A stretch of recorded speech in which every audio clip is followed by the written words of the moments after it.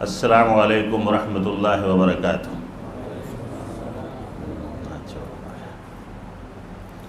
الحمدللہ رب العالمین والصلاة والسلام علی اشرف الانبیاء والمرسلین ومن تبعهم بإحسان إلی یوم الدین۔ فاعوذ باللہ السمیع العلیم من الشیطان الرجیم من ہمزہ ونفخہ ونفثہ۔ وَوَجَدَكَ عَائِلًا فَأَغْنَىٰ، سورۃ الضحیٰ، آیت نمبر 8۔ رحمت عالم صلی اللہ علیہ وسلم کی سیرت طیبہ ہم بیان کر رہے ہیں، آپ سماعت کر رہے ہیں۔ اللہ رب العالمین ہمیں ہمارے نبی سے خوب محبت کرنے کی توفیق عطا فرمائے، جیسا کہ آپ کا ارشاد ہے کہ تمہارے ماں باپ سے بھی زیادہ، تمہارے اولاد سے بھی زیادہ جب تک میں تمہارے نزدیک محبوب نہ ہو جاؤں تم مومن نہیں ہو سکتے۔ یہی الفت، یہی محبت تابعداری کی نیت سے، اتباع کی نیت سے اللہ ہمیں کرنے کی توفیق عطا فرمائے۔ اللہم صلی علی محمد وعلی آل محمد کما صلیت علی ابراہیم وعلی آل ابراہیم انک حمید مجید۔ اللہم بارک علی محمد وعلی آل محمد کما بارکت علی ابراہیم وعلی آل ابراہیم انک حمید مجید۔ واقعات جو بیان ہو رہے ہیں سلسلہ وار، بکری چرانے کا واقعہ چند سکوں کے عوض آپ نے سماعت کیا۔ اللہ کے نبی محمد الرسول اللہ صلی اللہ علیہ وسلم کی عمر شریف جب 24 سال، بعض روایتوں میں جب آپ 24 سال کے قریب ہو گئے تو چچا ابو طالب نے تجارت کے تعلق سے آپ سے گفت و شنود کیا، اور ملک شام کے طرف جو قافلہ روانہ ہو رہا تھا مکے سے، کیونکہ مکے کے زیادہ تر تاجر ملک شام، فارس اور حبشہ، ان علاقوں میں زیادہ تر تجارت کے غرض سے جایا کرتے تھے۔ اور روایتوں میں آیا ہے کہ سب سے پہلی تجارت امام کائنات محمد الرسول اللہ صلی اللہ علیہ وسلم نے جو فرمائی وہ کپڑے کی تھی، کپڑے کی تجارت۔ گھر میں بات چل رہی تھی تو کسی طرح سے یہ بات اماں خدیجۃ الکبریٰ رضی اللہ تعالیٰ عنہا تک پہنچ گئی۔ اس وقت کی بڑی ہی شان و شوکت والی خاتون آپ تھیں مکے میں، حضرت خدیجہ بنت خویلد رضی اللہ عنہا، جن کو اللہ نے بعد میں آپ کے زوج اول ہونے کا شرف حاصل کیا۔ اور آپ کی یہ خواہش تھی، چونکہ چرچا بہت عام ہو گیا تھا آپ کے تعلق سے مکے میں، اخلاق وہ کہ دشمن بھی تعریف کرے، اخلاق وہ کہ دشمن بھی تعریف کرے۔ آپ امین اور صادق کے نام سے مکے کی گلیوں میں مشہور ہو چکے تھے، اور ابھی منصب نبوت پہ آپ فائز نہیں تھے، لیکن چونکہ ایسے مقام پہ آپ کو فائز کرنا تھا کہ اللہ رب العالمین اسی ڈگر پہ آپ کو لے کے جا رہا تھا۔ اماں خدیجۃ الکبریٰ رضی اللہ تعالیٰ عنہا کو جب چچا بھتیجے کی بات کا پتہ چلا کہ آپ کے چچا آپ کو تجارت میں ڈالنے والے ہیں، یعنی محمد کے چچا تجارت کے غرض سے ان سے کچھ بات کر رہے ہیں، تو چونکہ حضرت خدیجہ رضی اللہ تعالیٰ عنہا کے مال کو بہت سارے لوگ مکے سے لے جا کر کے بیچا کرتے تھے، آپ بہت مالدار تھیں، بہت رئیسہ تھیں، پیسے والی تھیں۔ لوگوں نے کہا کہ محمد الرسول اللہ نے رجوع کیا۔ میں نے رات اس کا مطالعہ کیا ہے، ایک نئی کتاب آئی ہے جو ہمارے امیر محترم مجھے بھی دے کے گئے تھے اور مسجد کے لیے بھی دے کے گئے تھے، ابن شاکر رحمۃ اللہ علیہ کی کتاب، محمود شاکر رحمہ اللہ کی کتاب کا ترجمہ ہے رحمت عالم رسول رحمت صلی اللہ علیہ وسلم۔ اس کتاب کے حوالے سے میں آپ سے بات کر رہا ہوں۔ یہ مطالعہ رات کو تقریباً 2:30 بجے میں نے کیا، اس تعلق سے کہ رجوع کس نے کیا۔ جو کتاب میرے ہاتھ میں تھی وہ اس میں تو یہ واقعہ نہیں ملا، لیکن اس کتاب میں یہ واقعہ ملا کہ اماں خدیجہ نے رجوع کیا تھا محمد الرسول اللہ صلی اللہ علیہ وسلم سے. اللہ کے نبی نے جا کر کے نہیں پوچھا تھا کہ میں تجارت کرنا چاہ رہا ہوں. اماں خدیجہ رضی اللہ تعالیٰ عنہا نے آپ کو بلا بھیجا اور آپ کے سامنے جو شرط رکھی وہ بڑی بہترین شرط تھی. کہا کہ آپ اگر میرا مال بیچیں گے، آپ اگر یعنی عزت اور شرف دیکھیے، حضرت خدیجہ رضی اللہ تعالیٰ عنہا نے محمد الرسول اللہ صلی اللہ علیہ وسلم سے یہی جملہ کہا کہ اگر آپ میرا مال بیچیں گے تو میں آپ کو 2 گنا پروفٹ دوں گی. سبحان اللہ، 2 گنا، یعنی دوسروں کو جو میں نفع دیتی ہوں اس سے ڈبل آپ کو نفع دوں گی.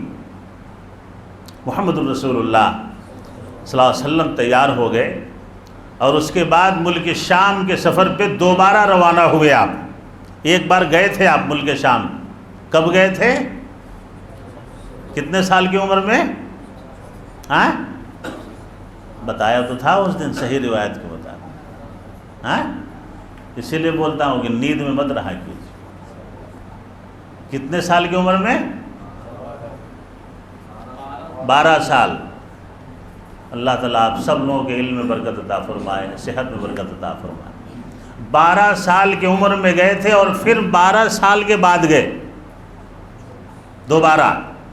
پہلے اپنے چچا کے ساتھ گئے تھے، تجارت کے ہنر کو دکھانے سکھانے کے لیے دکھا کے لے کے جہاں بحیر راہب کا واقعہ پیش آیا تھا، اور پھر اسی جگہ دوبارہ آپ گئے تو خود کفیل ہو کے گئے، یعنی اپنے ہنر کے بلبوتے پہ گئے. اور آپ کے ساتھ اماں خدیجہ کا غلام میسرہ، میم یا سین را ہا، میسرہ بھی تھا. سفر پہ روانہ ہو ملک شام جب پہنچے تو وہاں پہ سارے تاجر جھک مار رہے ہیں اور سب سے پہلے محمد الرسول اللہ صلی اللہ علیہ وسلم کا مال بک گیا. وہاں پہ 2 واقعات پیش آئے. کتاب میں یہ واقعہ درج ہے، حوالہ نہیں ہے، میں بغیر حوالے کے ہی بیان کر دے رہا ہوں. اللہ کرے کہ واقعہ سچ ہو، چونکہ نبی سے جڑا ہوا ہے اور معجزے آپ کے ساتھ ہو رہے تھے تو ہو سکتا ہے کہ میسرہ نے دیکھ کر کے یہ بیان کیا ہو. نفع بھی بہت ہوا، مال بھی بک گیا.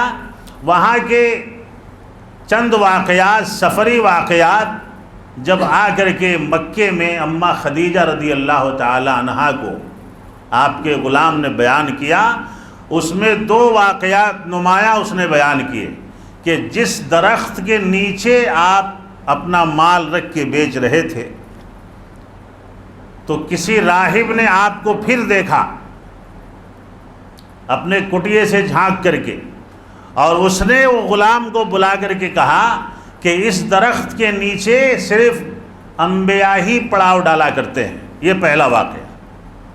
اور دوسرا واقعہ میسرہ نے دیکھا کہ آپ جب چل رہے تھے تو سورج کے نیچے کوئی چھاؤں نہیں تھا، لیکن آپ پہ ایسا لگ رہا تھا کہ کوئی سایہ کیے ہوا ہے. یہ میسرہ کا بیان تھا جو حضرت خدیجہ رضی اللہ تعالیٰ عنہا کو آپ کے غلام نے بتایا. دھوپ شدت کی تھی لیکن ایسا لگ رہا تھا کہ آپ پہ کسی چیز نے سایہ کیا ہوا ہے. یہ 2 واقعات بتائے. تیسرا واقعہ جو اس نے بتایا جس کی دلیل موجود ہے سیرت کے کتاب میں کہ تجارت کے دوران محمد الرسول اللہ صلی اللہ علیہ وسلم سے کسی تاجر سے، خریدار سے کچھ تو میں ہوئی تو اس نے محمد الرسول اللہ صلی اللہ علیہ وسلم کو قسم کھانے کی بات کہی.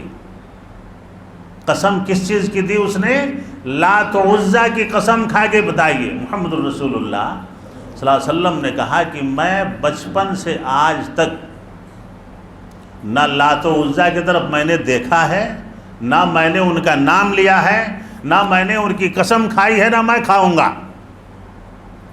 اور یہ حرکات جب اس نے دیکھے تو اس نے بھی یہ جملہ کہا کہ یہ لگ رہا ہے کہ یہ اللہ کا نبی ہونے والا ہے. یہ ذکر اس نے بھی کیا. اب جب وہاں سے مکہ واپس آئے اور سفری جو واقعات تھے، جب میسرہ نے اماں خدیجہ رضی اللہ تعالیٰ عنہا کو بیان کیا تو اماں خدیجہ سے شادی کرنے کے لیے مکے کے بڑے بڑے رئیس لائن میں لگے تھے۔ آپ بیوہ تھیں آپ، شوہر آپ کا ابو حالہ انتقال کر چکے تھے، حالہ نام کا ایک لڑکا تھا آپ کے سابق شوہر تھے، لیکن آپ اتنی ذہین اور فتین تھیں، اتنی مالدار تھیں اور اتنی سلجھی ہوئی خاتون تھی، اور آپ بھی قریش سے ہی تھی جو محمد الرسول اللہ صلی اللہ علیہ وسلم کے 5ویں پشت سے جا کر کے مل جاتا تھا۔ آپ قصی کے خاندان سے تھی، قصی یعنی محمد، عبداللہ، عبد المطلب، ہاشم، عبد مناف، قصی، یہ سلسلہ اگر محمد کو نکال دیں تو عبداللہ سے لے کر کے قصی تک یہ 5ویں نسل ہے، اور 5ویں نسل سے آپ محمد الرسول اللہ صلی اللہ علیہ وسلم کے گھرانے سے مل جاتی تھیں، یعنی آپ بھی قریش سے تھیں۔ اس کے بعد اللہ کے نبی محمد الرسول اللہ صلی اللہ علیہ وسلم نے جو وہاں سے مال لیا وہ بھی آ کر کے ڈبل نفع میں بک گیا مکے میں۔ جب اماں خدیجہ نے یہ تمام ماجرا دیکھا تو جہاں بڑے بڑے لوگ آپ سے نکاح کے خواہش مند تھے، بڑے بڑے لوگ ابو طالب کے ساتھ محمد الرسول اللہ صلی اللہ علیہ وسلم بیٹھے ہوئے تھے، اور نبع نام کی ایک لونڈی جو ابو طالب کی تھی، محمد الرسول اللہ صلی اللہ علیہ وسلم کو اماں خدیجہ نے بلا بھیجا۔ تو ابو طالب نے اس لونڈی کو بھیجا کہ جا کر کے دیکھو کہ کیا بات چیت ہو رہی ہے۔ کوئی تشفی بخش بات چیت ہوئی نہیں، لیکن اس کے دوسرے یا تیسرے دن محمد الرسول اللہ صلی اللہ علیہ وسلم سے نکاح کے لیے اماں خدیجہ نے پیغام بھیج دیا۔ بعض لوگ بتاتے ہیں کہ ادھر سے پیغام گیا تھا، نہیں، خطبہ نہیں ہوا تھا، خطبہ ہوا تھا۔ ایک ہوتا ہے پیغام جو مردوں کی طرف سے دیا جائے، اور عورت اگر پیغام دے تو اس کو خطبہ بولتے ہیں۔ یہ محمد الرسول اللہ صلی اللہ علیہ وسلم کی شریعت میں جائز نہیں ہے، خطبہ جائز نہیں ہے، پیغام جائز ہے۔ یہ مسئلہ بھی جان لیں آپ، خطبہ جائز نہیں ہے، پیغام جائز ہے، یعنی لڑکے کی طرف سے، لڑکے والوں کی طرف سے پیغام دینا ہے۔ لڑکا پیغام دے سکتا ہے، لڑکی پیغام نہیں دے سکتی، خطبہ جائز نہیں ہے۔ لڑکی کی طرف سے پیغام کو خطبہ کہا جاتا ہے، اور بیان جو آپ سنتے ہیں اس کو خطبہ کہا جاتا ہے۔ کیا ہے؟ خطبہ اور خطبہ۔ خطبہ لڑکی کی طرف سے پیغام کو کہا جاتا ہے۔ یہ اسلام میں جائز نہیں کہ کوئی لڑکی کسی لڑکے کو پیغام پہنچائے۔ بہر کیف گھر میں مشورہ ہوا، حضرت حمزہ، ابو طالب، یہ سارے لوگ بیٹھے اور یہ رشتہ جڑ گیا اللہ کے فضل و کرم سے۔ اور جوڑا کس نے؟ اللہ رب العالمین نے۔ اب یہ آیت جو میں نے پڑھی یہ اس کا شان نزول ہے، سورۃ الضحیٰ آیت نمبر 8، وَوَجَدَكَ عَائِلًا فَأَغْنَىٰ، کہ اے میرے نبی میں نے آپ کو غریب پایا اور میں نے آپ کو مالدار بنا دیا۔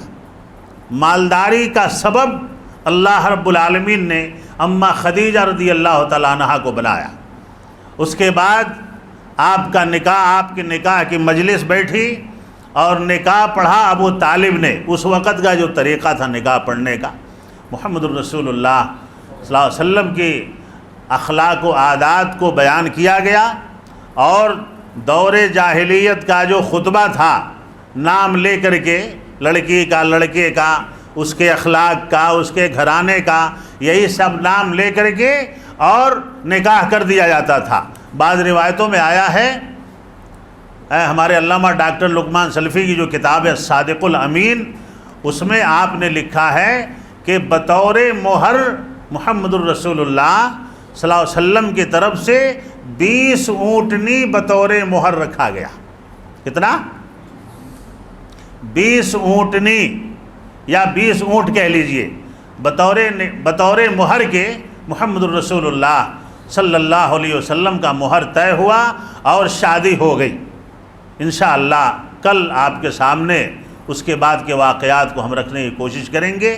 اللہ سے دعا فرمائے کہ الہ العالمین ہم جو بھی سیرت کے واقعات سن رہے ہیں ہمیں ان پہ عمل کی توفیق عطا فرما، اور محمد الرسول اللہ صلی اللہ علیہ وسلم سے ہمیں خوب محبت کرنے کی توفیق عطا فرما۔ آمین۔ والسلام علیکم ورحمۃ اللہ وبرکاتہ۔